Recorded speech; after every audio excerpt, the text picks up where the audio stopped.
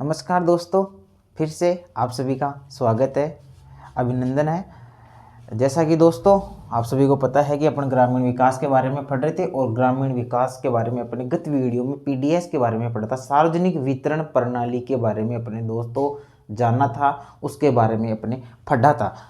सार्वजनिक वितरण प्रणाली दोस्तों आज अपना जो मुख्य विषय रहने वाला है वो दोस्तों रहने वाला है, आप हेडलाइन डालेंगे सहकारी विपणन समिति। सहकारी विपणन समिति दोस्तों क्या होती है? सहकारी विपणन समिति छोटे उत्पादकों के द्वारा, किसानों के द्वारा एक समिति बनाई जाती है और वो समिति जो किसानों का प्रोडक्ट होता है उसको बेचती है, उसका सेल्स करती है। तो दोस्तों आज अपना जो मुख्य विषय सहकारी विपणन समिति के बारे में रहने वाला है और सहकारी विपणन समिति अपने देश में कैसे क्या है उसके बारे में पढ़ेंगे। और सहकारी विपणन समिति के दोस्तों अपन देखेंगे विशेषताएं, सहकारी विपणन समिति की विशेषताएं। जैसा कि दोस्तों आप जानते होंगे सहकारी या सहकारिता के बारे में आपने पढ़ भी रखा होगा कि सहकारिता क्या होता है दोस्तों, एक ऐच्छिक संगठन होता है। क्या होता है दोस्तों, कैसा संगठन होता है सहकारिता? एक आप सभी जानते हैं कि दोस्तों यह एक ऐच्छिक संगठन होता है, एक ये लोकतांत्रिक संगठन होता है। क्या होता है? लोकतांत्रिक। कहने का मतलब कि लोकतांत्रिक होता है, मतलब कि किसी एक की नहीं चलती, सभी जो निर्णय होते हैं वो सदस्यों के द्वारा पूछ के उनसे राय मशूरा करके वो निर्णय लिए जाते हैं। कहने का मतलब कैसी संस्था है दोस्तों? लोकतांत्रिक संस्था है। कैसा संगठन है? ऐच्छिक संगठन है, एक सबके लिए और सब एक के लिए। आपने पढ़ा होगा सहकारिता का सिद्धांत पढ़ा होगा। सहकारिता का सिद्धांत में आपने जाना होगा कि एक सबके लिए और सब एक के लिए। दोस्तों आपने ये भी पढ़ा है, ये ऐच्छिक संगठन है, यह एक लोकतांत्रिक संगठन है, इसमें तानाशाही का कोई स्थान नहीं होता है, सभी निर्णय सभी से पूछ के फिर लिए जाते हैं दोस्तों। तो दोस्तों ज़्यादा अपन इनकी विशेषता नहीं पढ़ेंगे, इनकी विशेषता तो बहुत सारी है, 15, 20, 30 भी हो सकती है, लेकिन अब इसके मुख्य मुख्य तथ्य में पढ़ेंगे। फिर दोस्तों अपन जैसे कि अपने भारत देश में कौन सी क्या बनाई गई है, तो सहकारी विपणन समिति अपन देखते हैं नाफेड। कौन सी दोस्तों? नाफेड के बारे में देखते हैं। फिर दोस्तों राजस्थान में कौन सी बनाई गई है? राजफेड। तो ये कौन सी दोस्तों? ये दोस्तों आपकी कौन सी है? स्टेट लेवल की है। ये दोस्तों कौन सी है? ये अपनी सेंट्रल लेवल की है। राजफेड के बाद में दोस्तों अपन जिला स्तर पर देखते हैं। जिला स्तर पर देखते हैं दोस्तों, बताओ कौन सी समय से आती है? तो अपन देखते हैं जिला स्तर पर प्राथमिक केंद्रीय सहकारी समिति, केंद्रीय सहकारी समिति। फिर दोस्तों अपने ग्राम स्तर पर देखते हैं वो कौन सी समिति होती है? वो दोस्तों होती है आपकी प्राथमिक सहकारी समिति। ये तो हुआ दोस्तों सहकारी समितियों के बारे में। फिर दोस्तों अपन सहकारी समिति के बारे में एक्ट देखते हैं कि सहकारी समिति कौन सा क्या एक्ट है दोस्तों, इसके बारे में भी अपन देख लेते हैं। सहकारी अधिनियम कौन सा है दोस्तों? यहाँ बता देता हूँ मैं आपको। सहकारी अधिनियम, कोऑपरेटिव एक्ट, सहकारी अधिनियम कौन सा है दोस्तों? 1904 है। वैसे दोस्तों सहकारी का आंदोलन प्रारंभ हुआ था, इसके बहुत सारे चरण हैं सहकारिता के बारे में, लेकिन दोस्तों अपने जो सिलेबस में है सहकारिता चैप्टर नहीं है, इसलिए अपन सहकारिता को ज़्यादा डेप्थ में नहीं पढ़ेंगे, ऊपर ऊपर से देखेंगे। सहकारिता का दोस्तों आंदोलन भी हुआ था। सहकारी साख समिति कौन सा है दोस्तों? सहकारी साख अधिनियम, सहकारी साख अधिनियम दोस्तों कौन सा है? 1912 है। अखिल भारतीय साख सर्वेक्षण समिति भी बनी थी दोस्तों, उसकी स्थापना कब हुई थी, क्या मेरे को आप बता सकते हैं? जिसकी रिकमेंडेशन पर आपका एसबीआई भी बना था, स्टेट बैंक ऑफ इंडिया की स्थापना हुई थी। कब हुई थी दोस्तों, बता सकते हो क्या? जुलाई 1955 में स्टेट बैंक ऑफ इंडिया की स्थापना हुई थी, जिसकी कौन सी कमेटी की अनुशंसा पर हुई थी दोस्तों? गोरवाला कमेटी की अनुशंसा पर हुई थी। ग्रामीण साख सर्वेक्षण समिति बोलते हैं जिसको दोस्तों, ग्रामीण साख, अभी लिखा दूंगा दोस्तों, ग्रामीण साख सहकारी समिति। ठीक है, ये तो दोस्तों हुआ अपना इसके बारे में। फिर दोस्तों आज अपन जो आगे नेक्स्ट क्या पढ़ेंगे वो भी मैं आपको बता दूंगा, एक बार अपन इसके बारे में चर्चा कर लेते हैं। एक सेकंड के लिए दोस्तों मैं इसको साफ करता हूँ, फिर आपके लिए सभी नोट्स अपन नोट करते हैं।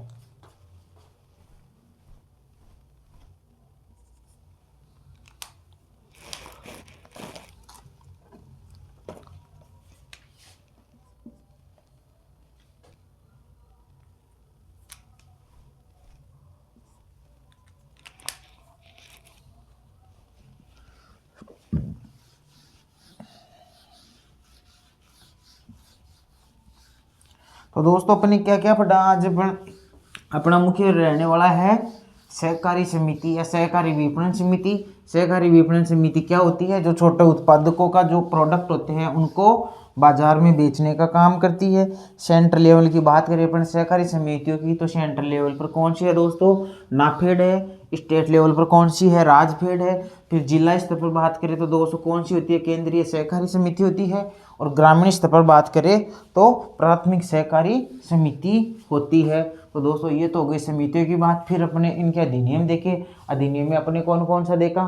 सहकारी जो एक्ट थे, सहकारी साख अधिनियम कौन सा है? सहकारिता समिति अधिनियम कौन सा है? तो एक तो 1904 है जो सहकारी अधिनियम है, और सहकारी साख अधिनियम आपका कौन सा है दोस्तों? 1912 है। इसके बारे में दोस्तों अपन अध्ययन करेंगे। तो आप अपनी कॉपी में हेडलाइन डालेंगे सहकारी विपणन समिति।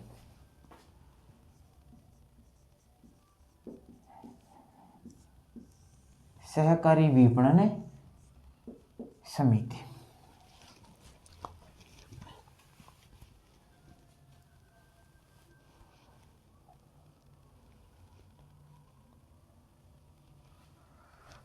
लिखेंगे दोस्तों यहां पर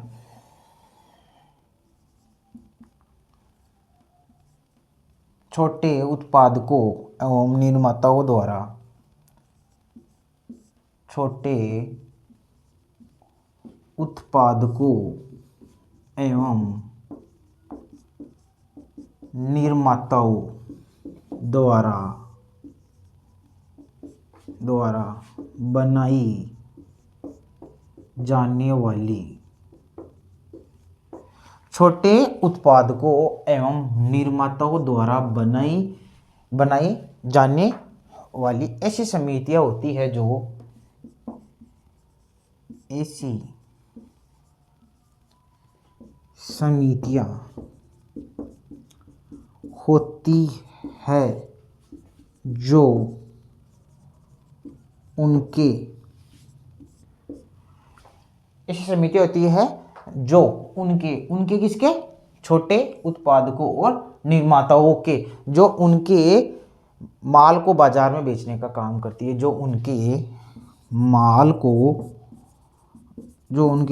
को बाजार में बेचने का काम करती है। किसकी बात कर रहे हैं दोस्तों? अपन बात कर रहे हैं मित्रों सहकारी विपणन समिति। सहकारी विपणन समिति क्या होती है? ऐसी समितियां होती है जो उत्पादकों या निर्माताओं के द्वारा बनाई जाती है, और जो उनके द्वारा जो माल होता है, जो प्रोडक्ट होता है, इन्होंने जो माल तैयार किया है, जो उन्होंने प्रोडक्ट तैयार किया, उस माल को बाजार मार्केट में बेचने का काम करती है। मार्केट में वो समिति उस माल को बाजार में बेचेगी। तो ये समझ होंगे दोस्तों, ये तो होती है सहकारी विपणन समिति। अब दोस्तों अपन देखते हैं सहकारी विपणन समिति की विशेषताएं। कोई ज़्यादा नहीं लिखेंगे अपन, मोटी मोटी लिखेंगे, ज़्यादा नहीं लिखेंगे। अपन लिखेंगे सहकारी विपणन समिति की विशेषताएं। सहकारी विपणन समिति की क्या क्या विशेषताएं होती है? तो दोस्तों आप सभी लिखेंगे नंबर 1 ऐच्छिक संगठन। कैसा संगठन है दोस्तों? ऐच्छिक संगठन है। दूसरा लोकतांत्रिक संगठन। कैसा संगठन है दोस्तों? लोकतांत्रिक संगठन है। तीसरा दोस्तों आप लिखेंगे सहकारिता सिद्धांत पर काम करती है। ये किस सिद्धांत पर काम करती है? सहकारिता सिद्धांत पर काम करती है। और दोस्तों चौथा अपन लिखेंगे कृषि उपज का उचित मूल्य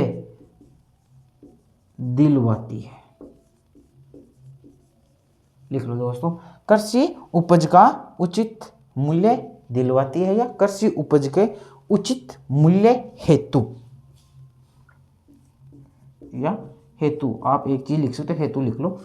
ठीक है, तो दोस्तों अपन किसकी बात कर रहे थे? अपन बात करें सहकारी विपणन समिति। और सहकारी विपणन समिति के अपन देख रहे हैं विशेषता है, ज़्यादा कोई इंपॉर्टेंट नहीं रहने वाला है। फिर भी देख लो कि ऐच्छिक संगठन है, अपनी इच्छा से है। ऐसा नहीं, कंपलसरी नहीं है कि आप सहकारी समिति में आओ ही, इसके सदस्य बनो ही, हम कहे जब इसको छोड़ो ही, नहीं, ऐच्छिक है, अपने मन से आओ, जिसको इसमें अच्छा लग रहा है इसके सदस्य बनो, अन्यथा मत बनो। लोकतांत्रिक संगठन, जैसा कि मैंने बता दिया, इसमें तानाशाही का कोई स्थान नहीं है। लोकतांत्रिक, सभी सदस्यों से पूछा जाता है, उनसे राय ली जाती है कि अपन को इस प्रोडक्ट को इस भाव पर बेचना है या नहीं बेचना है। कोई भी डिसीजन ले रहे हैं तो उन डिसीजन लेने से पहले सभी सदस्यों से राय की जाती है। तो एक ये लोकतांत्रिक संगठन है, सहकारिता सिद्धांत पर काम करता है। सहकारिता सिद्धांत मैंने आपको बता दिया, एक सबके लिए और सब एक के लिए, सभी एक दूसरे के लिए कार्य करते हैं, मतलब निज स्वार्थ का यहाँ कोई स्थान नहीं होता है। और कृषि उपज का उचित मूल्य दिलवाती है या उचित मूल्य हेतु इस सहकारी विपणन समिति की स्थापना की है। सबसे मोटा जो मेन उद्देश्य इसका क्या है कि जो कृषि उपज है उसका आपको उचित मूल्य लेना है, उचित मूल्य उनको दिलवाना है, जिससे कि कृषकों को उनकी उचित मूल्य मिल सके और आर्थिक लाभ हो सके, उनका आर्थिक कल्याण हो सके। तो दोस्तों ये तो था सहकारी विपणन समिति। अब दोस्तों इसके बारे में अपन आगे और पढ़ते हैं थोड़ा, कि अब अपन और देखते हैं दोस्तों कि इसका कैसा क्या इसका संगठन है, सहकारी विपणन का क्या ढांचा है। तो दोस्तों आप हेडलाइन डालेंगे, डालते जाए मेरे साथ।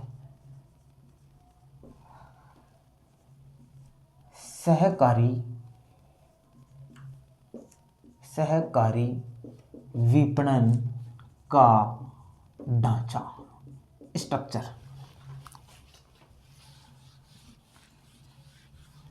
कैसी चल रही है दोस्तों आपकी पढ़ाई? फर्स्ट पेपर कैसा कर रहे हो? फर्स्ट पेपर में आपको टाइम बहुत देना जरूरी है, क्योंकि फर्स्ट पेपर काफ़ी लेंथी रहने वाला है आपका दोस्तों।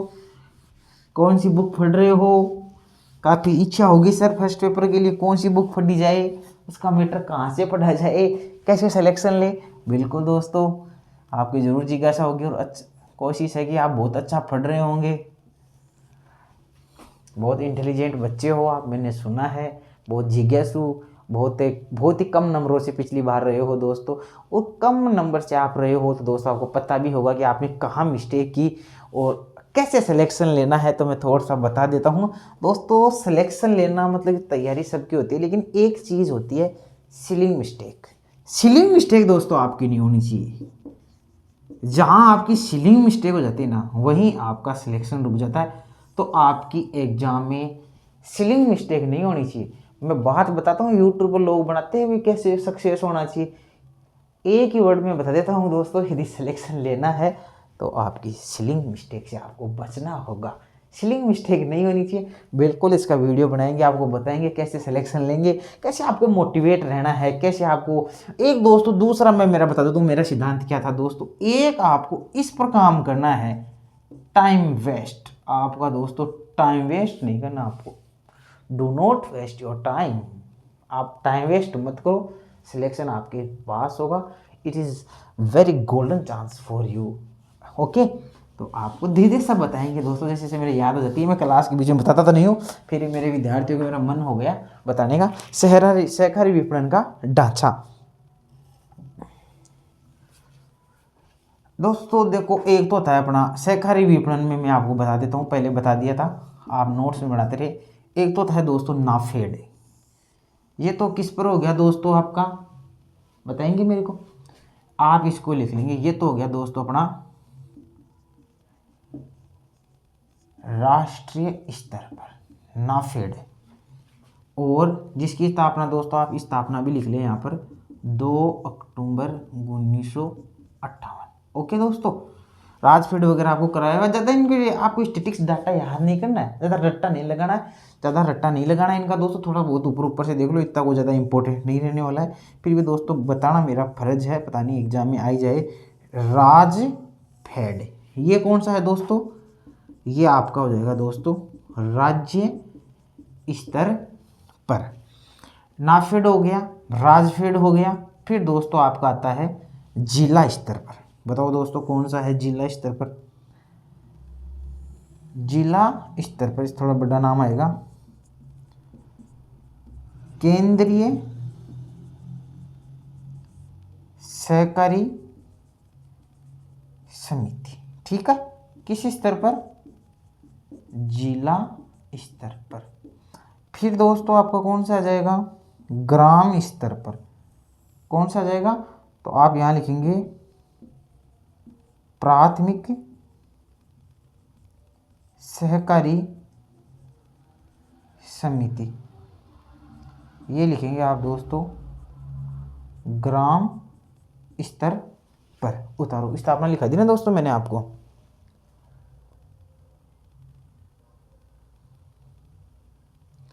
प्राथमिक सहकारी समिति है ना। आप इनमें विपणन, जैसे अपने विपणन का चल रहा है तो आप विपणन इसमें जरूर नाम जोड़ ले, बीच में विपणन जरूर जोड़ ले आप। केंद्रीय सहकारी विपणन समिति दोस्तों, थोड़ा हो गया था विपणन समिति, आप शॉर्ट में लिख ले, ज़्यादा बड़ा कॉपी बनने से कोई मतलब नहीं, ब्रेक आप इस डब्बे में बैठ जाना चाहिए ना। केंद्रीय सहकारी विपणन समिति, प्राथमिक सहकारी विपणन समिति, ग्राम स्तर पर, जिला स्तर पर, राज्य स्तर पर और राष्ट्रीय स्तर पर। तो आपके इस प्रकार ये 4 बन जाएंगे ना। आप इसको नाफेड को क्या लिखना चाहते हो आप लिख सकते हो राष्ट्रीय कृषि सहकारी विपणन संघ, राज्य सहकारी विपणन संघ। ठीक है भाई, राज्य है तो सहकारी विपणन संघ, राज्य राष्ट्र पर है तो क्या हो जाएगा? राष्ट्रीय कृषि सहकारी विपणन संघ। आप लिखना चाहो तो लिख सकते हो। यहाँ पर क्या है इसकी फुल फॉर्म? राष्ट्रीय कृषि सहकारी विपणन संघ। इसका आप लिखना चाहो राज्य पर तो लिख लो राज्य सहकारी विपणन संघ। यहाँ कृषि नहीं लगाना है दोस्तों आपको। ठीक है, राज्य सहकारी विपणन संघ। केंद्रीय सहकारी मैंने लिख ही दिया क्योंकि इनकी तो फुल फॉर्म थी ना दोस्तों, इसलिए शॉर्ट में आ गया। इनकी नहीं है तो इनका लिख दिया केंद्रीय सहकारी विपणन समिति, प्राथमिक सहकारी विपणन समिति। राज्य स्तर पर, ये राष्ट्रीय स्तर पर, राज्य स्तर पर, जिला स्तर पर और ग्राम स्तर पर इसकी स्थापना 2 अक्टूबर 1958 को आप लिख लो। कैसे याद करोगे? 2 अक्टूबर को आपको पता ही है किसकी जयंती है? किसकी है पता हो? देखिए लाल बहादुर शास्त्री की। या गांधी जी याद रहते हैं? गांधी जी के भगत हो ना आप तो। ठीक है, बिल्कुल जिसके भी हो, बहुत अच्छी बात है दोस्तों। तो ये दोस्तों आपने लिख लिया होगा, साफ कर देता हूँ। सहकारी विपणन का ढांचा आपका कंप्लीट हो गया। अब कुछ इसमें नोट लिखते हैं अपन, कुछ नोट डालो, फिर अपन नेक्स्ट बढ़ते हैं। अब इसमें आप लिखेंगे सहकारी अधिनियम कौन सा है बताओ? फैक्ट्स लिख लो या नोट्स लिख लो, कुछ भी। फैक्ट्स कुछ और है इसमें। सहकारी अधिनियम या कोऑपरेटिव एक्ट। सहकारी अधिनियम कौन सा है दोस्तों? 1904। सहकारिता अधिनियम कौन सा है? 1904। और सहकारी साख समिति अधिनियम कौन सा है दोस्तों? 1912। तो लिखो दोस्तों सहकारी साख समिति अधिनियम। सहकारी साख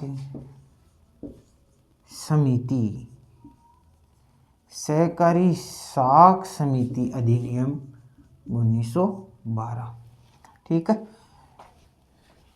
1 2 एक को लिख लो, वो ग्रामीण सर्वेक्षण वाला इतना ज़्यादा इम्पोर्टेंट नहीं, उसको मैं उसके चैप्टर में लूँगा जब भी ले लूँगा। फिर भी ग्रामीण साख सर्वेक्षण समिति,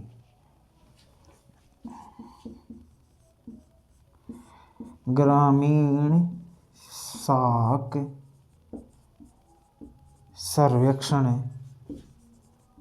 समिति कौन सी है दोस्तों? कभी 1951। ऑथेंटिक है दोस्तों।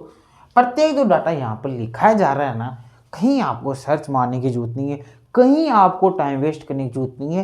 पूरा जो डाटा मिल रहा है दोस्तों आपको ऑथेंटिक मिल रहा है। इस पर आप ट्रस्ट करें, हम पर विश्वास करें। मैं पहले बोल रहा हूँ इस डाटा को मेरे को लाने के लिए दोस्तों बहुत एनालिसिस करना पड़ता है, 2-3 दिन का टाइम देना पड़ता है। फिर ये डाटा आपके सामने एक एक पॉइंट जहाँ पर ये लिखा जाता है ना, ये जो बहुत एनालिसिस किया जाता है, बहुत ढूंढा जाता है। तो प्लीज़ मेरी आपसे रिक्वेस्ट है, आप कोचिंग करो, आपने पैसे दिए हैं, आप अपना समय अनावश्यक चीज़ों पर वेस्ट नहीं करें। बस जितना आपको लिखाया जा रहा है ना, बस आप उस पर ट्रस्ट करो, उस मैटर पर ट्रस्ट करो, सिलेक्शन आपका हाथ में होगा। आपको जो मैटर लिखाया जा रहा है ना, या जो आपके हाथ में जो मैटर है ना, इस मैटर पर आपको दोस्तों ट्रस्ट ये होना बहुत जरूरी है। जब तक आपको आपके मैटर पर ट्रस्ट नहीं है ना, आपका सिलेक्शन नहीं होगा, क्योंकि आपको मैटर पर ही ट्रस्ट नहीं है कि ये मैटर मेरे एग्जाम में आएगा क्या। आपको अपने मैटर पर ट्रस्ट करना है दोस्तों। और ट्रस्ट की मैं बता रहा हूँ, जो यहाँ मैटर लिखाया जा रहा है बिल्कुल ऑथेंटिक है, बिल्कुल प्रमाणिक है, इस चीज़ की मैं बता रहा हूँ आपको। तो इसमें आपको घबराने की आवश्यकता नहीं है। पूरा आपको अपने मैटर पर आपको ट्रस्ट होना चाहिए। पूरा मैटर एकदम ऑथेंटिक है, प्रमाणिक है, पूरा एनालिसिस किया गया, एनसीईआरटी बुक से पूरा लिया गया है, पूरी साइट्स वगैरह से, पूरी किताबों से, ऑथेंटिक पता नहीं कितनी जगह से लिया गया है। आप उससे अथाह जो समुद्र है, महासागर है, वो गहराई है, उस गहराई में आप जाने की कोशिश मत करना, बहुत टाइम वेस्ट हो जाएगा। आपको बहुत तैयारी करनी है ना। तो मैं बता दिया, सहकारी अधिनियम 1904 आपको याद करना है, सहकारी साख समिति अधिनियम 1912 करना है, और ग्रामीण साख सर्वेक्षण समिति कौन सी की कब की है, 1951 की है। तो दोस्तों इसको आप नोट डाउन करेंगे। अब दोस्तों अपन जो बात करने जा रहे हैं, अब अपन बात करेंगे बहुत ही बढ़िया सी एक क्रांति और बच रही है अपनी, अपने हरित क्रांति पढ़ी, अपने द्वितीय हरित क्रांति भी पढ़ी, और एक अपन पढ़ेंगे आज श्वेत क्रांति। सभी जानते हो श्वेत क्रांति के बारे में, तो कब स्टार्ट हुई थी, जनक कौन है, किससे संबंधित है। जो नए नहीं जानते हैं उनके लिए भी मैं बता देता हूँ। तो दोस्तों अपन को क्या अध्ययन करने वाले हैं अब, श्वेत क्रांति। कौन सी क्रांति दोस्तों, श्वेत क्रांति। तो पहले तो मैं बता देता हूँ दोस्तों, श्वेत क्रांति जिसका संबंध है दोस्तों दुग्ध उत्पादन से है। श्वेत क्रांति का संबंध दुग्ध उत्पादन से है। और बताओ ना सर, बिल्कुल श्वेत क्रांति की शुरुआत 1970 में हुई थी। सर 1970 में हुई थी, तो सर हरित क्रांति की शुरुआत कब हुई थी। तो बेटा और मैंने बता दिया, हरित क्रांति की शुरुआत 1966-67 के दौरान हुई थी, 1960 के दशक में हुई थी, 1960 के दशक में हुई थी। हरित क्रांति का नाम विलियम गेड ने दिया था। हरित क्रांति का जनक विश्व में कौन है, नॉर्मन बोरलॉग्स है। जबकि भारत में हरित क्रांति के जनक कौन है, डॉक्टर MS स्वामीनाथन है। हरित क्रांति की जरूरत क्यों पड़ी थी, क्योंकि हम उस समय दूसरे देशों से आयात बहुत ज़्यादा कर रहे थे, अपने देश में खाद्यान्न उत्पादन नहीं हो रहा था। तो खाद्यान्न उत्पादन बढ़ाने के लिए दोस्तों अपन ने हरित क्रांति की शुरुआत की। और हरित क्रांति की शुरुआत कैसे हुई दोस्तों, हरित क्रांति की शुरुआत के लिए अपने क्या हुआ, खाद्यान्न के उत्पादन में क्या हुई थी दोस्तों, खाद्यान्न के उत्पादन में क्या हुई थी, वृद्धि हुई थी। तो किस किस में हुई थी बताओ, आपको बताया हुआ है, गेहूं में हुई थी, और चावल में हुई थी, बाजरे में हुई थी, ज्वार में हुई थी, और मक्के में हुई थी। सबसे ज़्यादा किस में हुई थी, गेहूं में। पैसा वृद्धि कैसे हो गई, ऐसे थोड़ी हो गई। तो वृद्धि के लिए आपने क्या क्या काम में लिए, तो आप कहोगे सर हमने रासायनिक खाद काम में लिए, हमने रासायनिक खाद काम में लिया, हमने रासायनिक उर्वरक काम में लिया, हमने कीटनाशक दवाई काम में ली, और क्या काम में ली, आप कहोगे सर हमने टेक्नोलॉजी काम में ली, और क्या काम में ली, आप कहोगे सर हमने सिंचाई की सुविधाओं का ज़्यादा फायदा उठाया, ज़्यादा सिंचाई की, और क्या काम में ली, आप कहेंगे सर हमने HYV हाई यील्ड वेराइटीज उच्च उपज देने वाली किस्मों का प्रयोग किया, या उन सीड्स का प्रयोग किया। इन सभी के प्रयोग के कारण आपकी खाद्यान्न के उत्पादन में काफ़ी वृद्धि हुई। हरियाणा, पंजाब आदि राज्यों में इसमें उत्पादन में बहुत वृद्धि देखने को मिली। तो उसी प्रकार दोस्तों ये तो हरित क्रांति के बारे में था। तो अपन श्वेत क्रांति के बारे में पढ़ रहे थे। तो श्वेत क्रांति का संबंध किससे है दोस्तों, एग्जाम में क्वेश्चन आ जाए, बहुत बार आया हुआ है। तो श्वेत क्रांति का संबंध दुग्ध उत्पादन से है। और कब शुरू हुई थी, 1970 में शुरू हुई थी। तो सर हरित क्रांति के जनक डॉक्टर MS स्वामीनाथन, जैसा कि सर आपने बताया। तो सर श्वेत क्रांति के जनक कौन थे, तो दोस्तों श्वेत क्रांति के जनक आपके थे वर्गीज कुरियन थे। काफ़ी बार एग्जाम्स का आया हुआ क्वेश्चन है। और वापस दोस्तों प्रबल संभावना है इस प्रश्न की यहाँ से। तो श्वेत क्रांति का संबंध दुग्ध उत्पादन से है, 1970 में शुरू हुई। और इसके जनक वर्गीज कुरियन है। और क्या जानते हैं सर, श्वेत क्रांति से एक बहुत ही बढ़िया वर्ड जुड़ा हुआ है और कई बार आता भी है, और उसका नाम है दोस्तों ऑपरेशन फ्लड। ऑपरेशन फ्लड कई बार प्रश्न आ चुका है एग्जाम में, वेरी मोस्ट, कि ऑपरेशन फ्लड का संबंध किससे है। तो दोस्तों ऑपरेशन फ्लड का संबंध किससे है दोस्तों, श्वेत क्रांति से है, दुग्ध उत्पादन से है। किससे है दोस्तों, दुग्ध उत्पादन से है। और ऑपरेशन फ्लड किसके द्वारा चलाया गया था, तो डेयरी विकास बोर्ड के द्वारा चलाया गया कार्यक्रम था ऑपरेशन फ्लड। एग्जाम में क्वेश्चन आता है ऑपरेशन फ्लड का संबंध किससे है। ऑप्शन आपको मिलेंगे दूध से, आपको मिलेंगे खाद्यान्न उत्पादन से, आपको मिलेगा बाढ़ से। बाढ़ वाला ऑप्शन बड़ा ही इंपॉर्टेंट रहता है इसमें। ऑपरेशन फ्लड का संबंध है बाढ़ से। दूसरा आता है आपका दुग्ध से। तीसरा आता है रसायनों से, कुछ भी मान लो। तो आपको ऑपरेशन फ्लड का संबंध बाढ़ से नहीं करके किससे करना है मित्रों, दुग्ध से करना है। तो अब इसके अपन नोट्स बनाते हैं। तो दोस्तों आप हेडलाइन लिखेंगे श्वेत क्रांति।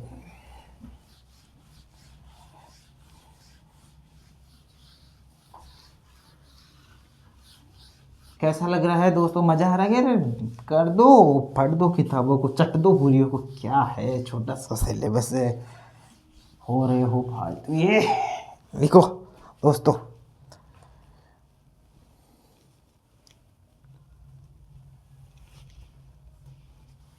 लिखेंगे श्वेत क्रांति।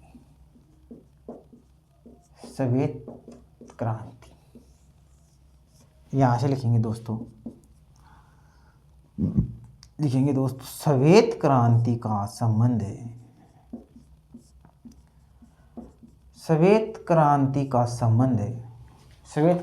संबंध किससे है दोस्तों, श्वेत क्रांति का संबंध दुग्ध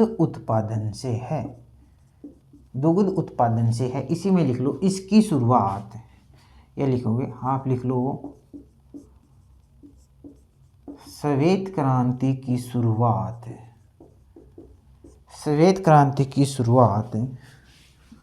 1970 में हुई थी।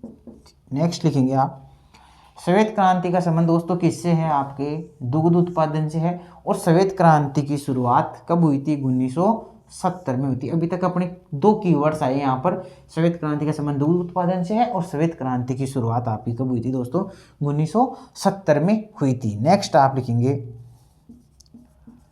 श्वेत क्रांति के जनक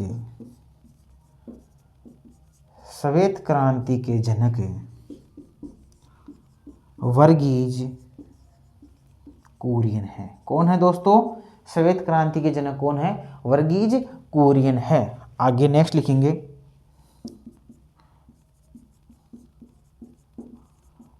ऑपरेशन फ्लड का संबंध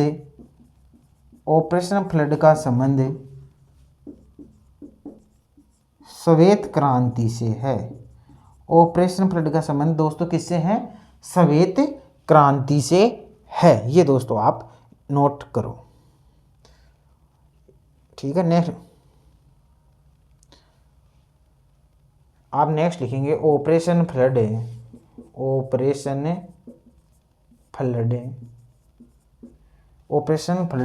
विश्व का सबसे बड़ा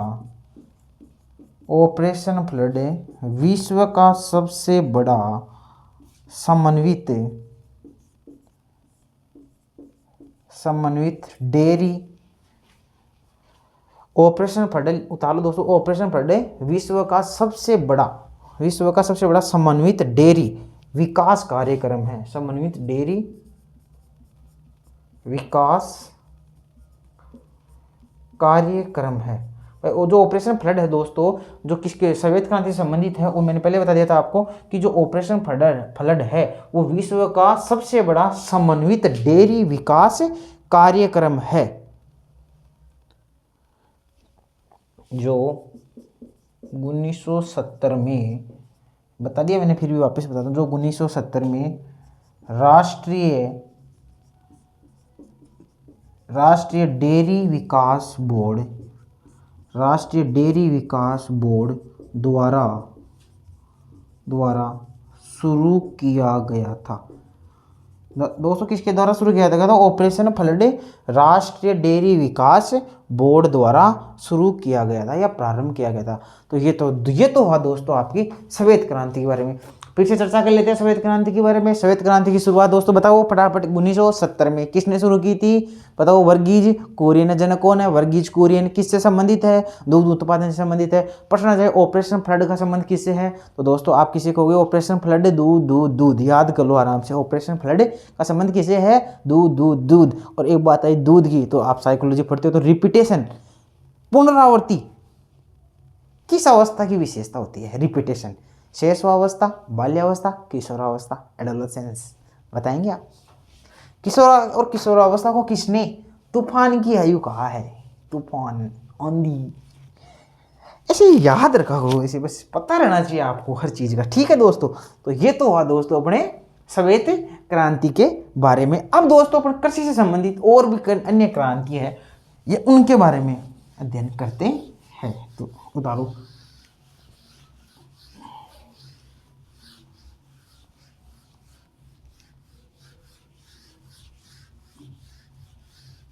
अब लिखेंगे आप, हेडलाइन डालेंगे अन्य क्रांतियां, जो आप दोस्तों कई सालों से पढ़ के आ रहे हो। यदि सेंटर वगैरह की लेवल की तैयारी कर रहे हो तो उनमें भी पढ़ा होगा आपने कि अन्य क्रांतियां कौन कौन सी है।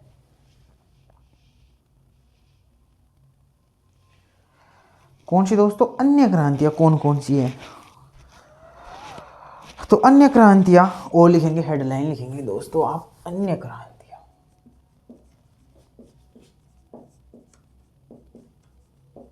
अन्य क्रांतियां, अन्य कृषि क्रांतियां मैंने नहीं लिखी है, अन्य क्रांतियां ही लिखी है मैंने। ठीक है, अन्य क्रांतियां में कुछ और भी आ जाएगी जो कृषि से संबंधित नहीं रहेगी, लेकिन अपन पढ़ते हैं जनरल नॉलेज के लिए, तो अपन अन्य क्रांतियों में भी अपन देख लेंगे दोस्तों। तो अब बताओ दोस्तों कौन कौन सी क्रांति ली जाए? पीली क्रांति दोस्तों, कौन सी? पीली क्रांति उतारो दोस्तों। नीली क्रांति, पीली क्रांति, पीली क्रांति, नीली क्रांति, लाल क्रांति, यहां आप लिख लेंगे श्वेत क्रांति, ये भी लिख लो, और क्या अपनी हरित क्रांति, हरित क्रांति, भूरी क्रांति, एक साथ देख लेंगे फिर कौन सी क्रांति किससे संबंधित है। नीली क्रांति,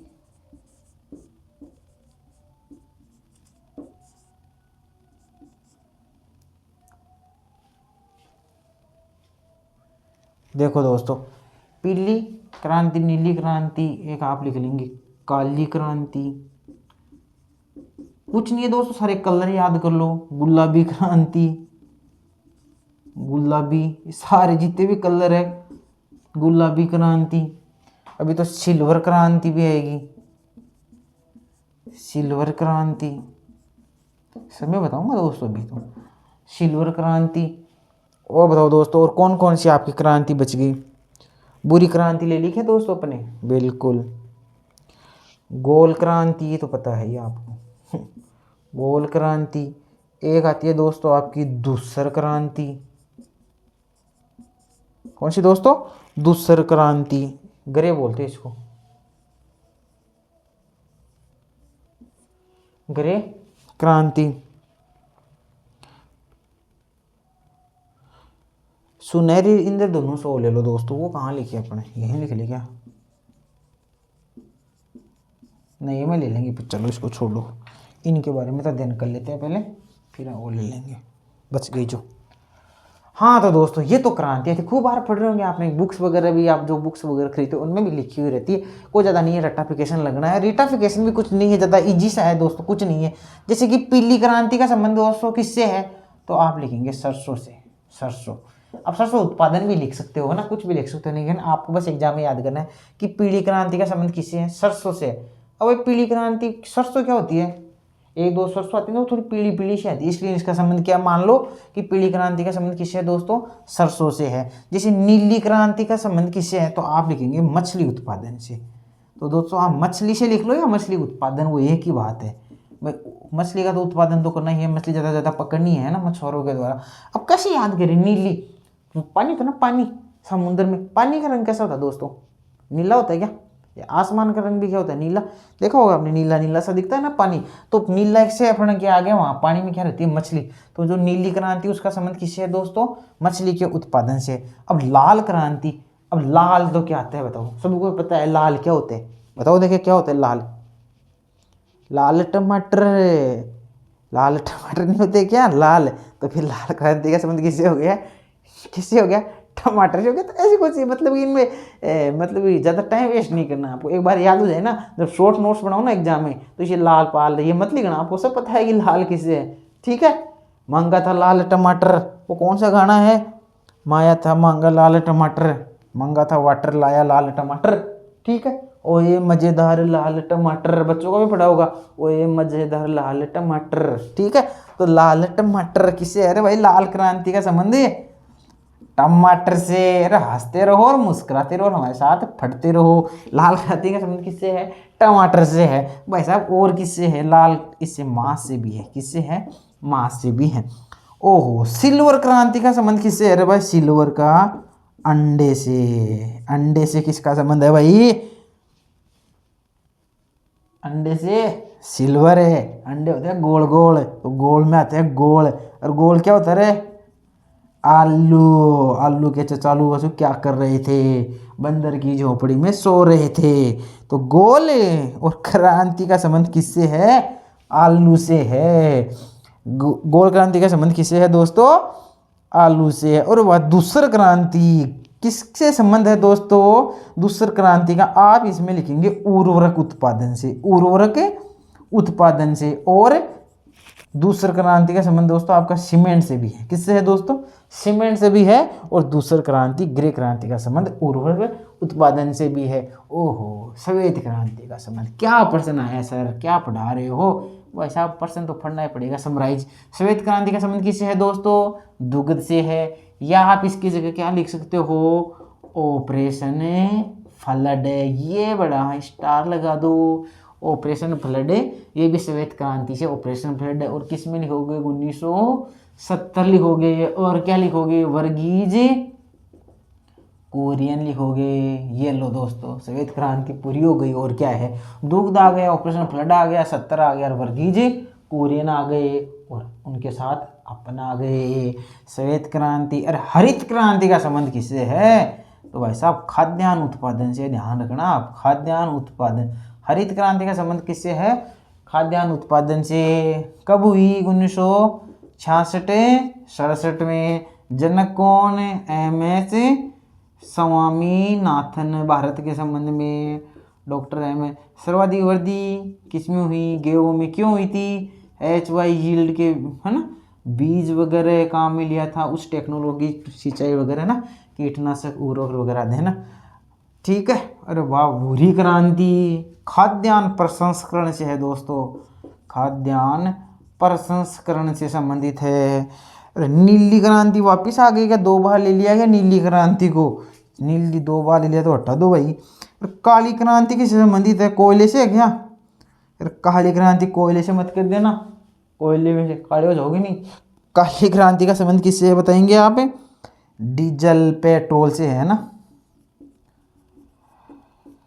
पेट्रोल डीजल से, ठीक है। और गुलाबी झींगा उत्पादन से है, झींगा मछली होती है दोस्तों एक, झींगा मछली उत्पादन से। किससे होता है दोस्तों? झींगा ये मछली उत्पादन से। खनिज, डीजल और पेट्रोल खनिज की जगह आप यदि ये लिख लो, वैसे तो तेल है लेकिन आप खनिज तेल लिख लो, थोड़ा अच्छा रहेगा, जो बुक्स वगैरह में अच्छा ऑथेंटिक है। खनिज तेल लिख लो तो भी है, आपको वो तेल वगैरह भी लिख लो ना, डीजल पेट्रोल तो भी सही है, वो है खनिज तेल की बात है, वो भी लिख सकते हो। कभी भी मत है अगर यहाँ काट दिया सर ने, कुछ नहीं होता काटने पीटने से, एक ही चीज़ है, पर्सन सही होना चाहिए आपका एग्जाम में। ऐसा तो है नहीं पेट्रोल आ जाएगा, डीजल आ जाएगा, खनिज तेल आ जाएगा, सब चीज़ एक ही है, कॉमन सेंस की बात है। अब आप कहते हो सर आपने थता लिखा था और फिर सर आपने और लिख दिया, अरे भाई थता लिख दिया, थता को काट दिया, और ओ लिख दिया, और को काट दिया, थता लिख दिया, तो हो गया क्या? आपके बस दिमाग में ही हो गया, सर थता लिख दिया, वो लिख रहा, होने से क्या है तो चीज़ है कि ना, आपकी अंडरस्टैंडिंग होनी चाहिए, आपके समझ में आनी चाहिए चीज़, बात और कुछ नहीं है। तो आपने गुलाबी क्रांति दोस्तों आपने लिखा, उतारो दोस्तों, एक बार उतारो इसको।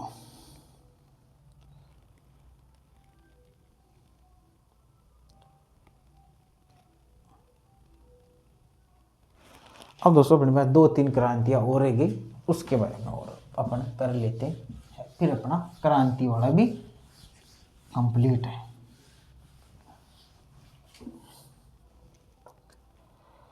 एक दोस्तों अपनी, एक बच गई दोस्तों अपनी बादामी क्रांति, बादामी क्रांति बच गई, एक तो अपनी बादामी क्रांति बच गई, एक अपनी दोस्तों इंद्रधनुषी क्रांति बच गई, इंद्रधनुषी या इंद्रधनुष क्रांति। कौन सी दोस्ती? इंद्रधनुषी क्रांति या इंद्रधनुष क्रांति। एक अपनी बच गई दोस्तों सनराइज क्रांति, सनराइज क्रांति, या सनराइज क्या होता है? सूर्योदय होता है क्या? सूर्योदय क्रांति। अरे सनराइज सूर्योदय, सन और राइज सूर्य उग गया, मतलब कि सूर्योदय, सनराइज क्रांति। और एक इंद्रधनुषी, एक और बच गई अपनी सुनहरी क्रांति दोस्तों, ये बड़ा मुश्त है, सुनहरी नाम ही था, चाह सुनहरी। कौन सी क्रांति दोस्तों? सुनहरी, सुनहरी, गोल्डन, गोल्डन क्रांति। ठीक है दोस्तों,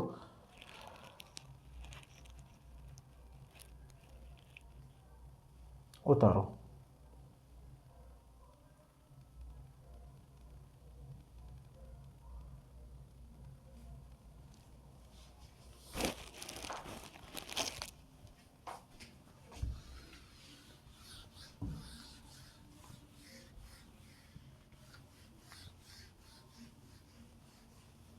बताओ दोस्तों, बादामी क्रांति का संबंध किससे है दोस्तों? तो आप लिखेंगे मसाला से, मसाला। ठीक है, मसाला उत्पादन या मसाला से है। बादामी क्रांति का संबंध दोस्तों किससे है? मसाला उत्पादन से है या मसाला से है। इंद्रधनुष क्रांति किससे संबंधित है दोस्तों? इंद्रधनुष क्रांति में लगभग दोस्तों आपकी सभी क्रांति आ जाती है। कौन सी आ जाती है? सभी क्रांति आ जाती है दोस्तों। या आप इंद्रधनुष क्रांति को आप ये भी बोल सकते हो द्वितीय हरित क्रांति संबंधित है दोस्तों। ये कौन से संबंधित है? द्वितीय हरित क्रांति से संबंधित है। किससे संबंधित है? इंद्रधनुष क्रांति सभी क्रांतियों से संबंधित है, सभी क्रांतियों से, सभी कृषि लिख लो, या सभी कृषि क्रांतियां इसमें आ जाती है, या द्वितीय हरित क्रांति से ये संबंधित है। या आप लिख सकते हो फल व कृषि से संबंधित है, फल व कृषि से। भाई फल और कृषि में सभी आ गई, फल व कृषि में सभी आ गई, तो फल व कृषि से संबंधित, सभी से संबंधित है दोस्तों ये इंद्रधनुष क्रांति। सनराइज क्रांति किससे संबंधित है दोस्तों? इलेक्ट्रॉनिक, इलेक्ट्रॉनिक उद्योग से संबंधित है। सूर्योदय क्रांति किससे संबंधित है दोस्तों? इलेक्ट्रॉनिक उद्योग से संबंधित है। सुनहरी क्रांति किससे संबंधित है? गोल्डन क्रांति बागवानी से, फल फूल आदि से संबंधित है दोस्तों। किससे है? फल फूल बाग बगीचे इससे संबंधित है ना। तो आप लिख लीजिए फल फूल, फल से, फल व फूल से, या आप लिख सकते हो बागवानी से। नाम बड़ा अच्छा है दोस्तों, एग्जाम में क्वेश्चन कई बार पूछा जाता है इसका, बागवानी वाला अच्छा क्वेश्चन है। सुनहरी क्रांति का संबंध किससे है दोस्तों? फल से है, फ्रूट्स लो, फ्लावर्स लो, और या बागवानी लो, बाग लगाओ और सुनहरी क्रांति का फायदा उठाओ। तो सुनहरी क्रांति का दोस्तों सबसे मोस्ट यही है, ध्यान से पढ़िए इसको। सुनहरी क्रांति का संबंध फल व फूल से है, सनराइज क्रांति या सूर्योदय क्रांति का संबंध इलेक्ट्रॉनिक उद्योग से है। ठीक है भाई, इलेक्ट्रॉनिक कैसे याद रखो, इलेक्ट्रॉनिक होता है तो बल्ब होता है वगैरह, इलेक्ट्रॉनिक जलता है तो सूर्य भी जलता है सुबह उठते उठते, तो इलेक्ट्रॉनिक से ऐसे याद कर सकते हो। सुनहरी और गोल्डन है फूल, भगवान अलग ही सा। इंद्रधनुष, इंद्रधनुष बन गया, सारे कलर ले लिए, सारी क्रांतियाँ ले ली, हरी पीली नीली लाल काली पीली। समझ गए क्या? नहीं समझे? ऐसे याद होता है, ऐसे याद क्या करो, लॉजिक लगाया करो। इंद्रधनुष क्रांति, इंद्रधनुष बनता है, सारे कलर आगे लाल नीला पीला करा, कौन सा 7 रंग आते हैं उसमें, वो सारे आ गए। बादामी, बादामी क्रांति कौन सी है? मसाला उत्पादन से। तो दोस्तों ये तो हुई अपनी सारी कृषि से संबंधित या कृषि के आसपास जो भी उद्योग वगैरह है उनसे संबंधित क्रांतियाँ। अब नेक्स्ट दोस्तों अपना टॉपिक लेते हैं। अब नेक्स्ट बता लिया होगा दोस्तों, रोक लो वीडियो को, पॉज कर लो।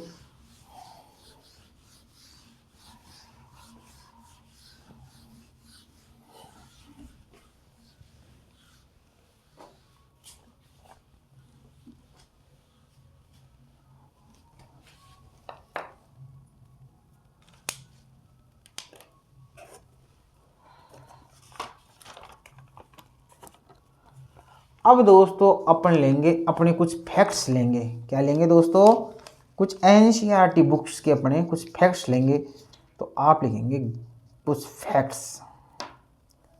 क्या लेंगे? कुछ फैक्ट्स की बात करने वाले हैं।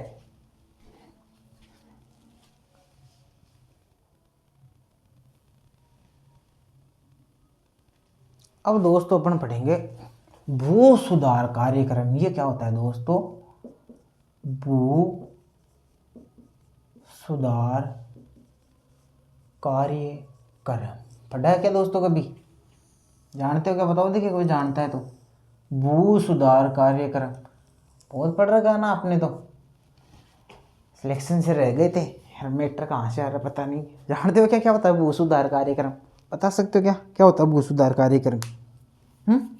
बताओ, देखिए भू सुधार कार्यक्रम, लगाओ दिमाग करो। देखो दोस्तों, भू सुधार कार्यक्रम क्या है? भू सुधार कार्यक्रम देखो, जैसा कि दोस्तों अपना देश आज़ाद हुआ, क्या हुआ दोस्तों? अपना देश आज़ाद हुआ। अपने देश में आज़ाद हुआ तो आप जानते हो दोस्तों, आज़ादी से पहले अपने देश में क्या थे? जमींदार थे। क्या थे? जमींदार। जमींदार थे, नहीं थे क्या?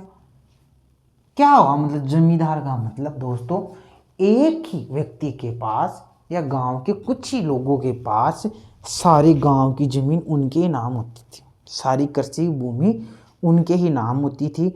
वही क्या होते थे? लैंड लॉर्ड होते थे, जमींदार होते थे। क्या होते थे? जमींदार। ठीक है, इस जमीन के मालिक होते थे। ग्रामीणों के पास बहुत सी जमीन कम होती थी, लगभग 1-2 आदमी 5-7 आदमियों के पास ग्रामीण जो कृषि की भूमि होती थी, जो जमींदार होते थे, जिनके पास जो एग्रीकल्चर लैंड होती थी, जो कृषि भूमि होती थी, वो गांव के कुछ ही लोगों के पास क्या होती थी दोस्तों? जो एग्रीकल्चर लैंड है वो कुछ ही नामी हस्तियों के पास ही वो नाम होती थी। मतलब जमींदारों के पास वो क्या होती थी दोस्तों? बहुत सारी ज़मीन होती थी, गांव के कुछ लोगों के पास ही ज़मीन होती थी। तो सरकार ने सोचा कि क्या किया जाए कि कृषि का जो उत्पादन हो रहा है बहुत कम हो रहा है, लोग कृषि के जो श्रमिक है वो दूसरों के जा के खेत पर काम करते हैं। तो सरकार ने सोचा आज़ाद होने के बाद क्यों न इस ज़मीन को अपन, जिनके पास ज़मीन नहीं है उनको भी बांट दे, उनको भी कृषि योग्य भूमि दे दी जाए, जिससे कि क्या हो, वो भी अपनी कृषि कर सके और राष्ट्र के कृषि के उत्पादन में वृद्धि कर सके। इसलिए सरकार ने दोस्तों आज़ादी के बाद, कब दोस्तों? आज़ादी के बाद, आफ्टर फ्रीडम, आज़ादी के बाद में दोस्तों सरकार ने कई प्रयास किए भू सुधार के, जिसमें से क्या क्या उनका मुख्य उद्देश्य था, मुख्य ध्येय क्या था? तो मुख्य ध्येय उनका था कि जो भू जोतों के स्वामित्व में परिवर्तन। क्या दोस्तों? भू जोतों के स्वामित्व में परिवर्तन करना था। क्या सर समझ में नहीं आया? देखो दोस्तों, भू जोतों का जो स्वामित्व थे, जो उनके स्वामी थे, मालिक थे, उनकी जो स्वामित्व मालिक होने, उनमें क्या करना था? परिवर्तन करना था। कहने का मतलब जैसे कि गांव की 50 या 60 बीघा जमीन है, वो किसी एक ही व्यक्ति के पास है, तो ये स्वामित्व में ये जमीन जैसे कि मान लो किसी के नाम ही है, जैसे मान लो कि ये जमीन मान लो कि राम प्रसाद के नाम है किसके, तो इस जमीन को अन्य स्वामित्व मतलब अन्य लोगों को भी देना था। तो सरकार ने, आपको पता भी होगा कि भू जोतों की जो अधिकतम सीमा थी, भू जोतों की अधिकतम सीमा का भी निर्धारण किया था। भू जोतों की अधिकतम सीमा का निर्धारण से समझिए नहीं, क्या बता रहे हो आप। देखो बेटा, भू जोतों की अधिकतम सीमा का निर्धारण का मतलब है मित्रों, भू जोतों की अधिकतम सीमा मतलब ये डिसाइड कर दिया गया कि एक व्यक्ति के पास इतनी जमीन हो सकती है, इससे ज्यादा जमीन वो नहीं रह सकता है। ठीक है, तो दोस्तों इस प्रकार क्या हुआ, जैसे कि एक व्यक्ति को कह दिया कि इस आदमी को 40 बीघा इसके पास जमीन होनी चाहिए, इससे ज्यादा इसके पास जमीन नहीं होनी चाहिए। तो ये मामला क्या हुआ दोस्तों, कोर्ट में चला गया। तो कोर्ट में जाते ही क्या होगा, स्टे लग गया या कोर्ट में चला गया, तो लोगों को टाइम मिल गया। तो लोगों ने क्या किया, अपनी जमीन, जैसे दोस्तों मेरे पास 100 बीघा जमीन थी, मेरे पास एक्स्ट्रा जमीन थी, और सरकार ने क्या किया कि भू जोतों का जो सीमा है ना, वो अधिकतम सीमा उसका निर्धारण करेंगे कि आपके पास 40 बीघा होनी चाहिए। अब दोस्तों मेरे पास कितनी थी, 60 बीघा एक्स्ट्रा हो गई ना, 100 बीघा थी तो मैंने 40 बीघा मैंने कर ली, 60 बीघा मेरे पास एक्स्ट्रा हो गई, तो मैंने 60 बीघा क्या किए, मेरे दोस्तों के नाम करा दी, मेरे रिश्तेदारों के नाम करा दी, मेरे भाइयों के नाम करा दी। तो दोस्तों ये प्रकरण भी खूब चला था, सफलता पूरी मिल नहीं पाई थी सरकार को। तो भू जोतों की अधिकतम सीमा का निर्धारण करना था, इसमें भू जोतों के स्वामित्व में परिवर्तन करना था, भू जोतों की अधिकतम सीमा का निर्धारण करना था, और क्या करना था दोस्तों, बिचौलियों का उन्मूलन करना था। बिचौलियों का उन्मूलन, उन्मूलन क्या होता है, उन्मूलन वो होता था नाम उन्मूलन माने, उन्मूलन क्या मतलब होता है, समाप्त। आपने सुना होगा गरीबी उन्मूलन कार्यक्रम। तो ये उन्मूलन क्या होता है दोस्तों, इस चीज को समाप्त करना। तो भू जोतों के स्वामित्व में आपको क्या करना था, परिवर्तन करना था, भू जोतों की अधिकतम सीमा का निर्धारण करना था, बिचौलियों का उन्मूलन करना था। तो दोस्तों ये भू सुधार कार्यक्रम चलाए गए थे। तो अपन देखेंगे भू सुधार कार्यक्रम, अपना हेडलाइन है, तो आप लिखेंगे भू सुधार कार्यक्रम के उद्देश्य निम्नलिखित है।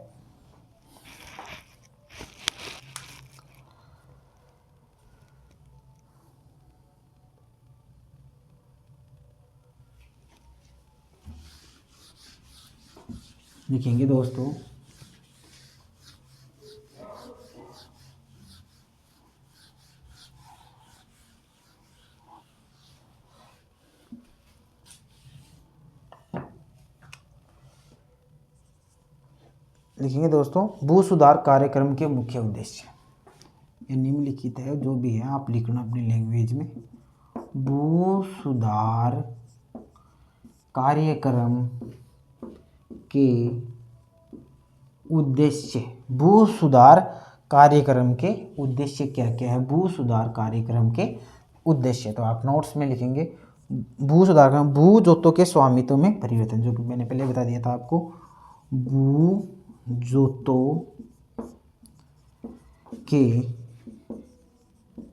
स्वामित्व में परिवर्तन। क्या करना है दोस्तों, भू जोतों के जो स्वामित्व है, भू जोतों के जो स्वामित्व है, जो उसके मालिक बने हुए हैं, उसमें दोस्तों क्या करना है, परिवर्तन करना है। भू जोतों के स्वामित्व में, भू सुधार करने का मुख्य उद्देश्य क्या था, भू जोतों के स्वामित्व में क्या करना है दोस्तों, परिवर्तन करना है। मेन मोटा, सबसे मेन पक्का तो उद्देश्य यही था, है ना। कृषि भूमि के स्वामित्व की, कृषि भूमि के स्वामित्व की, क्या बताया था दोस्तों, बताओ। देखिए अधिकतम सीमा का क्या कर दिया, निर्धारण कर दिया, और इसीलिए तो क्या बोलते हैं इनको, भू सुधार कार्यक्रम। भू सुधार कार्य यानी कृषि की जो भूमि की जो स्वामित्व थी, उसकी जो अधिकतम सीमा थी, उसका क्या करना था, निर्धारण करना था। इसके पास इससे ज़्यादा ज़मीन नहीं हो सकती। जैसे दोस्तों हमारे पास भी ज़्यादा ज़मीन थी, हमने भी हमारे किसी को नाम करवा दी थी दूसरे के, है ना, लेकिन आज नहीं है, वो बिक गई दोस्तों। ठीक है, ऐसा ही है, तो याद रखना इसे। तो ऐसा था, है ना। तो कृषि भूमि के स्वामित्व की अधिकतम सीमा का निर्धारण, भू जोतों के स्वामित्व में परिवर्तन और भूमि स्वामित्व संकेंद्रण को कम करना। भू स्वामित्व के सकेंद्रण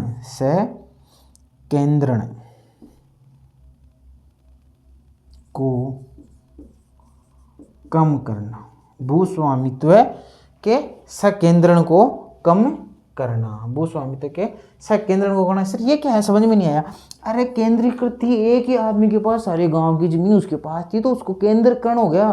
तो उस केंद्रीकरण को क्या करना था, कम करना था। अन्य लोगों को भी दे दो जमीनें, उनके भी नाम कराओ। तो भू स्वामित्व के सकेंद्रण को कम करना था।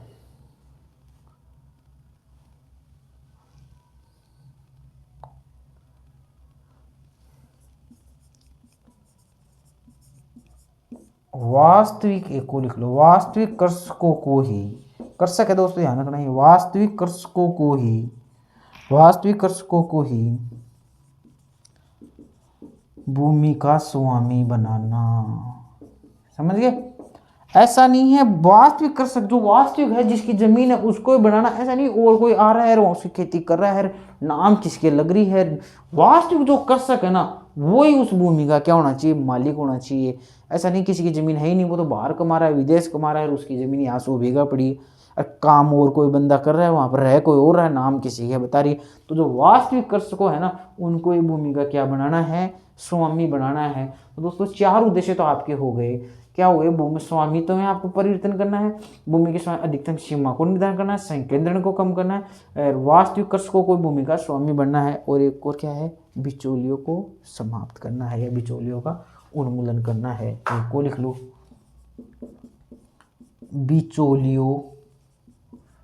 बिचौलियों का उन्मूलन करना है, बिचौलियों का उन्मूलन करना है। बिचौलिया आ गया, बिचौलिया है, बिजोलिया नहीं है। बिजोलिया जानते होगे, बिजोलिया वेरी मोस्ट आंदोलन है, किसान आंदोलन, बिजोलिया पता होना चाहिए आपको। ठीक है दोस्तों, कितने चरणों में आता, 3 चरणों में आता क्या। ये हुआ दोस्तों अपना भू सुधार कार्यक्रम। इसके आगे और देखते हैं दोस्तों अपन।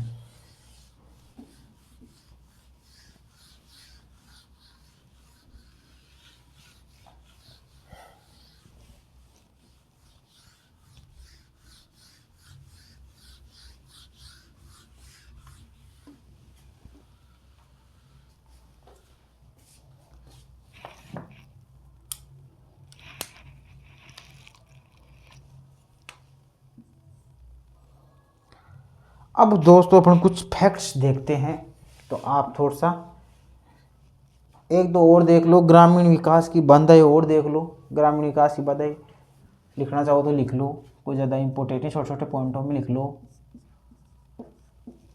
ग्रामीण विकास की बाधाएं ज़्यादा नहीं लिखाएंगे भाई, देखो ऐसे तो थ्योरी है, इसमें 20 पॉइंट भी हो सकते हैं, छोटे छोटे लिखने अपने को। ग्रामीण विकास की क्या क्या बाधाएं, तो लिखो अपर्याप्त आधारिक संरचना, अपर्याप्त आधारिक संरचना, रोजगार के अवसरों का अभाव, रोजगार के अवसरों का अभाव। क्या है दोस्तों, सबको पता है आपको क्या है ग्रामीण विकास की, क्या क्या ग्रामीण विकास क्यों नहीं हो रहा दोस्तों, आपको पता है। शिक्षा है, स्वास्थ्य सुविधाओं का पूरा फायदा नहीं मिल रहा। मेन मोटा क्या हो गया, आधारिक संरचना का विकास नहीं है, सड़क, बिजली, पानी आदि अपर्याप्त आधारिक संरचना है, और रोजगार के अवसर नहीं है। लोग शहरों की ओर पलायन हो जाते हैं, रोजगार के अवसर नहीं है। यदि ग्रामों में लघु उद्योग, कुटीर उद्योग आदि की स्थापना कर दी जाए, तो ग्राम के लोगों को ग्राम में ही रोजगार के अवसर प्राप्त हो जाए, बेरोजगारी दूर हो जाए। तो ये तो थे ग्रामीण विकास की दोस्तों बाधाएं, छोटे छोटे पॉइंट है दोस्तों। अब अपन को कुछ और फैक्ट्स अपन ले लेते हैं कि आजाद, ठीक है, कुछ आप लिखेंगे फैक्ट्स, या अब डालेंगे अपना फैक्ट्स कुछ, जो कि अपना कहाँ से लिया गया है, आप साइड में लिख दो। एनसीईआरटी से, जो भी अपने एनसीईआरटी से क्वेश्चन भी अपने पूछे जा सकते हैं, ठीक है।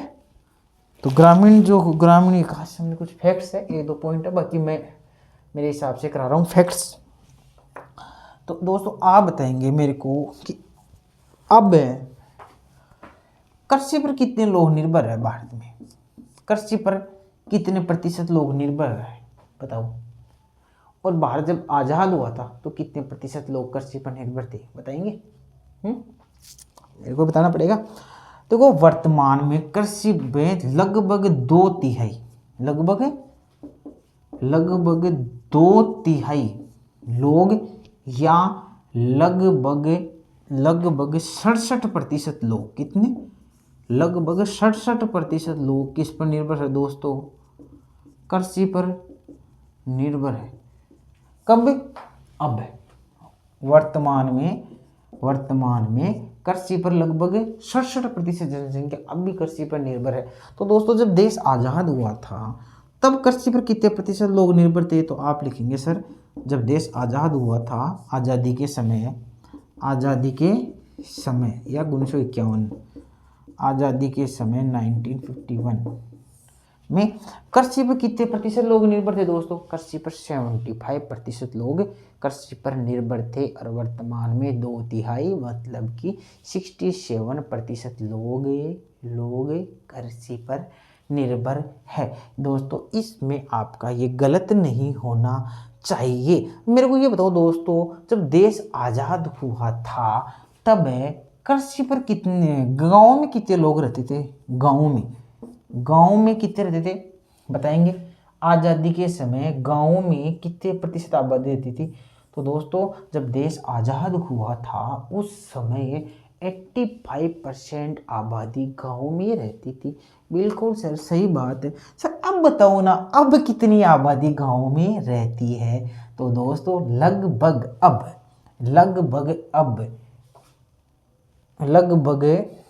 अब वर्तमान में 68% आबादी गाँव में रहती है। कितनी प्रतिशत आबादी रहती है, 68% आबादी अब गाँव में रहती है। ये तो दोस्तों अब का हुआ। अब अपन दोस्तों ये देखना चाहिए कि कृषि में दोस्तों कितना क्या योगदान है, जीडीपी में कितना योगदान है। आपके ये मन में आ गया कि सर आपने कृषि का बताया कि कृषि में 67% लोगों को अब रोजगार मिला हुआ है, जब देश आज़ाद हुआ तो 75% था।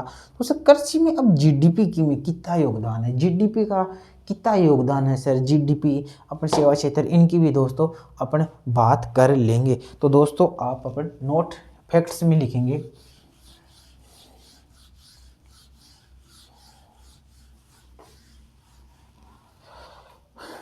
दोस्तों लिखो आज भारत की, यहाँ आप फैक्ट्स में लिखेंगे आज भारत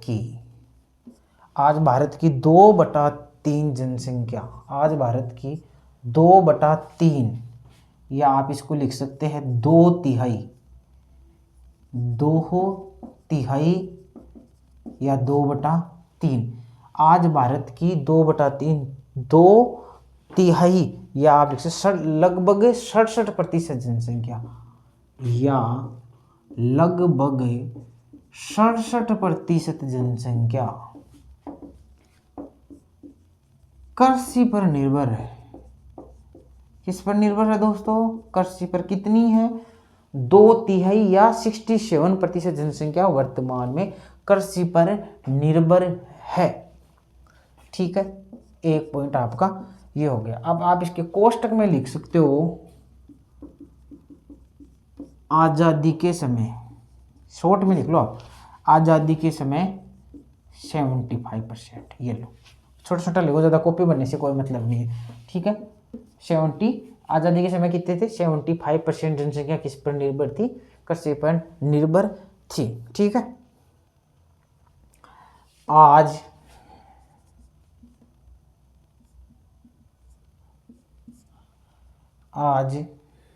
देखो आज आबादी, आज भारत में गाँव में 68% जनसंख्या आज भारत में 68%, ये लिख लो आप, चलो आज भारत में 68% 68% जनसंख्या गांवों में निवास करती है। गांवों में निवास करती है। कितनी निवास करती है? आप अपनी लैंग्वेज, जिसने लिख लिया उसको काटने जो नहीं, आज लिख सकते आज भारत में गांवों में 68% जनसंख्या रहती है। ऐसे टेंस लैंग्वेज काट दिया तो सर लैंग्वेज बनानी पड़ती है। आप ऐसे लिखो आज भारत में, यहाँ मैंने क्या लिखा था गांव, तो गांव में 68% जनसंख्या रहती है, खत्म। ऐसे लिख लो आज भारत में 68% जनसंख्या गाँव में निवास करती है। अरे बात एक ही है। आज भारत में 38% संख्या गाँव में रहती है। आजादी के समय कितने लिखोगे? आजादी के समय 85% जनसंख्या गाँव में रहती थी। इकोनॉमिक्स में ये तो पढ़ते हैं 1951 में कितना था, 1991 में कितना डाटा था, 2011 में कितना था, पता तो है ही, आप समझदार ज़्यादा हो वैसे।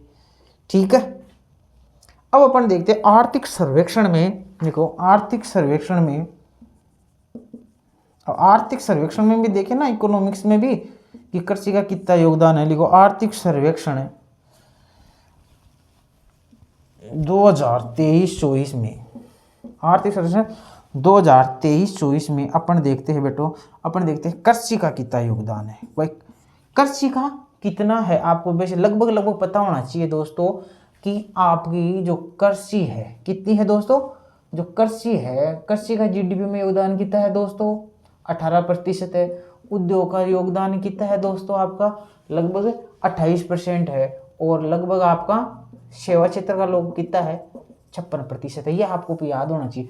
इकोनॉमिक सर्वे में, आर्थिक समीक्षा के अनुसार, इकोनॉमिक सर्वे के अनुसार जीडीपी में, आप ये भी लिख सकते हो आर्थिक सर्वेक्षण 2024 में जीडीपी में अपन पढ़ेंगे दोस्तों कृषि का योगदान, अपन दोस्तों पढ़ेंगे उद्योग का योगदान, और अपन पढ़ेंगे दोस्तों सेवा क्षेत्र का योगदान। तो ये तो है दोस्तों, लगभग याद होना चाहिए आपको। ये तो है लगभग मतलब कि आपको पता होना चाहिए कि अपने देश में लगभग है ना 18% है ना योगदान कृषि का रहता है। कितना बताओगे दोबारा से? कृषि रट लो इनको। कृषि का कितना? 18%, उद्योग का 28%, 18, 28, 56। फिर भी दोस्तों अपन इनकी मान लो कि फिक्स डाटा की बात करें तो कृषि का योगदान कितना है, तो ये तो लिख लो कृषि, और यहाँ लिखो दोस्तों आप भारत, ठीक है, या यहाँ आप लिख लो देश, और यहाँ लिख लो आप राज्य। और राज्य कौन सा? राजस्थान की संदर्भ में अपन लिख रहे हैं। तो दोस्तों अपन देखेंगे कि अपना कृषि के क्षेत्र में अपना कितना योगदान है, उद्योग में कितना है, और सेवा क्षेत्र में अपना कितना योगदान है। तो दोस्तों आपने कृषि का कितना बताया था? 18, और उद्योग का 28, और सेवा का 56। ये तो था दोस्तों अपना लगभग अपने को ये पता रहना चाहिए। लेकिन अब फिक्स डाटा में देखें तो कृषि का दोस्तों अपना फिक्स है 17.66% योगदान किसका है दोस्तों? कृषि का जीडीपी में योगदान कितना है दोस्तों? 17.66 कृषि का है। और यदि अपन उद्योग की बात करें तो 27.62। देखो दोस्तों 17 का क्या बन गया था? 18, उद्योग का 27.62, लगभग तो उद्योग का कितना हो गया था? 58 हो गया था। और सेवा क्षेत्र का दोस्तों आपका मोटा 24 को 55 करो, जो भी लगभग, भाई मैंने इसको ये किया 8, 8, 16, 54, तो यहाँ 17 और 27 54 पॉइंट समथिंग है, तो यहाँ हो गया 54.72। ऐसे याद कर सकते हो, नहीं कर सकते हो? 18 अपन ने बनाया था, 17.66 आ गया, तो ऊपर ही हो गया ना, लगभग 18 बन गया। 27 था तो अपना कितना बन गया? 18। तो याद कर सकते हो ना आप 18 और 28। और ऐसे भी याद कर लो रे यारो, क्या जोर आ गया, 18 और 28 कितने हो गया? 8, 8, 16, 2, 1, 3, 4, 46। तो अब कितना आना चाहिए? 54। ये लो 54, 6, 4, 10, 5, 4, 9, 10, 100 ही तो होना चाहिए। तो 54 तो ये रहा 54.72 बस। तो ये तो दोस्तों अपने देश में आपको सभी डाटे एक जगह मिल गए। कृषि, उद्योग और सेवा क्षेत्र का योगदान 17.66, 27.62 और 54.72 है। ओके, आपको आर्थिक समीक्षा का ये भी पूछ सकता है, 2017-18 का भी पूछ सकता है दोस्तों, 21-22 का भी पूछ सकता है। लेकिन आपको ये पता होना चाहिए कि इसे लगभग ये रहता है 18, 28, 18, 28, 54, 18, 28, 54, 18, 28, 54। अरे याद कर लो 18, 28, 54, 18, 36, 18, 54 ना, ट्रिक से याद कर लो। 18, 18, 54, 3 गुना 18, 54। Okay done. अब राज्य की और बात करें, भाई राज्य में कितना है, तो जो कृषि का है 17 पॉइंट, जो अपने बेटा देश में जो 17.66 है ना दोस्तों कृषि का, देश में जो 17.66 है, राजस्थान में जो जीडीपी में योगदान है कृषि का दोस्तों वो बहुत ज्यादा है, 26.72 है। कितना? 26.72। और एक बात बता दूं, जो लॉकडाउन हुआ था तो कृषि में सर्वाधिक वृद्धि हुई थी उस समय, इकोनॉमिक्स लॉकडाउन के दौरान में बता दूं। और उद्योग में दोस्तों कितना है, लगभग दोनों का बराबर सा ही है, 27.62 है और यहाँ 28.12। लेकिन दोस्तों यहाँ सेवा क्षेत्र का दोस्तों जो है ना राजस्थान में ये काफी पिछड़ा हुआ है, ये 45.7, ये यहाँ 54 है, लगभग 9 की कमी है। और इस 9 की कमी को कौन भरपाई कर रहा है? कृषि क्षेत्र कर रहा है। तो क्या करना है, कृषि क्षेत्र राजस्थान में ज़्यादा है, भारत में कितना है? 18 है, 18 है तो राजस्थान में ज़्यादा है, कितना ज़्यादा है? लगभग 9 ज़्यादा है। तो उस 9 का कम कहाँ हो गया? सेवा क्षेत्र में कम हो गया। सेवा क्षेत्र में इंडिया में 54 है, तो 54 में से लगभग 9 कम हो गया, तो लगभग 45% कहाँ है? भारत का राजस्थान में है जी। तो ये दोस्तों आपका कुछ डाटे थे, इकोनॉमिक सर्वे था। इकोनॉमिक सर्वे अपन ने बताया आज़ादी के समय गाँव में कितनी जनसंख्या रहती थी, अब कितनी रहती है, आज़ादी के समय कृषि का कितना योगदान था, अब कितना योगदान है। तो दोस्तों ये भी अपने कुछ पढ़ा। अब कुछ अन्य बातें और रह गई, एक दो छोटी मोटी योजनाएं फैक्ट्स में, जो भी दोस्तों आपको पढ़ना अति आवश्यक है, अति आवश्यक है। आनंद लेते रहिए, आनंद के साथ पढ़ाई करते रहिए। जिस प्रकार आनंद के साथ आप गाने सुनते हैं उसी प्रकार आनंद के साथ पढ़ाई करते रहे मेरे विद्यार्थियों, स्टूडेंट। अब दोस्तों अपने थोड़ा सा और पढ़ लेते हैं। एक दोस्तों सामुदायिक निवेश सहायता कोष है, एक है सामुदायिक सहायता निवेश, सामुदायिक सहायता, ये कार्यक्रम है सामुदायिक निवेश सहायता कोष, सामुदायिक निवेश सहायता कोष, सामुदायिक सहायता कोष। अभी समझा रहा हूँ, तालिया थोड़ा सामुदायिक निवेश सहायता कोष, कहीं होता नहीं बहुत जल्दी रहती, अभी समझा रहा हूँ ना। सामुदायिक निवेश सहायता कोष है, जिसको किसने शुरू किया है? SHG, सेल्फ हेल्प ग्रुप, स्वयं सहायता ग्रुप।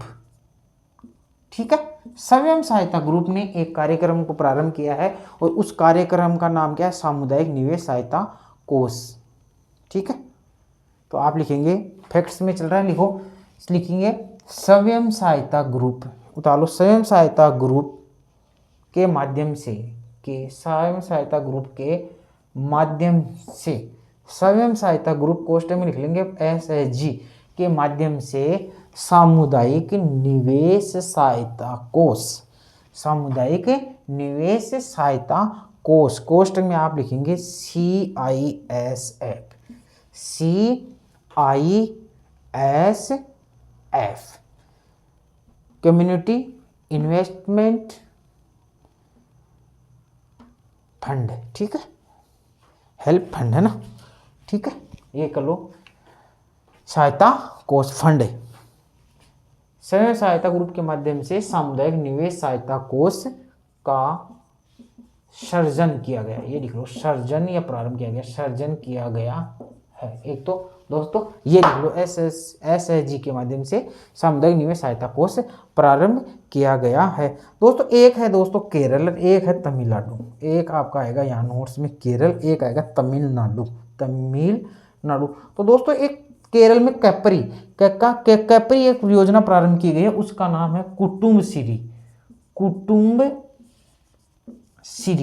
कौन सी है दोस्तों? केरल में एक योजना शुरू की गई है, उसका नाम क्या है?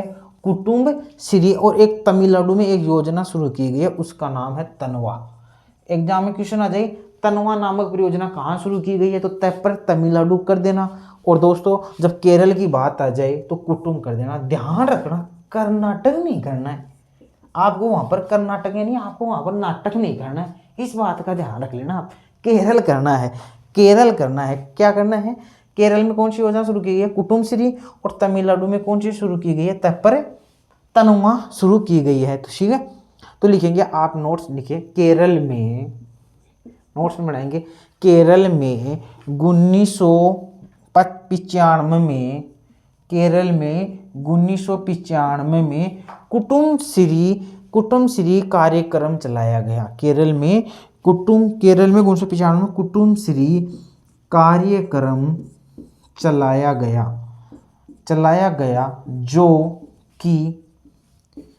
जो कि ग्रामीण महिलाओं की निर्धनता दूर करने से संबंधित है। ये लो, कौन सा प्रोग्राम चला दोस्तों, केरल में कौन सा चला, कुटुंब श्री। कब चला, 1995। केरल में कुटुंब श्री 1995 में ग्रामीण महिलाओं की निर्धनता दूर करने के लिए जो प्रोग्राम चलाया गया उसका नाम क्या था, उसका नाम कुटुंब श्री था। ठीक है दोस्तों, महिलाओं की निर्धनता। ठीक है, यदि आपने ग्रामीण लिख लिया तो भी ठीक है, वैसे ये महिलाओं की निर्धनता दूर करने के लिए छोटा सा प्रोग्राम था। आपने ग्रामीण लिख लिया तो भी ठीक है, नहीं लिखा तो भी ठीक है ना। ठीक है, वैसे अपने ग्रामीण पढ़े तो ग्रामीण ही हो गया, लेकिन लिख दिया तो भी कोई बात नहीं। नोट माइंड आपको ये करना है कि आपको केरल में प्रोग्राम कौन सा चला था, कुटुंब श्री चला था। क्यों चला था, महिलाओं की गरीबी दूर करने के लिए। कब चला था, 1995 में। आपकी ये चीज़ याद होना जरूरी है। तमिलनाडु में दोस्तों एक कौन सा प्रोग्राम चला था, तनुवा। और ये क्यों चला था, महिलाओं को कृषि से संबंधित प्रशिक्षण देने के लिए टेक्नोलॉजी में नई टेक्नोलॉजी आ रही है, इस टेक्नोलॉजी का आप इस प्रकार प्रयोग करो। ठीक है, तो आप लिखेंगे तमिलनाडु में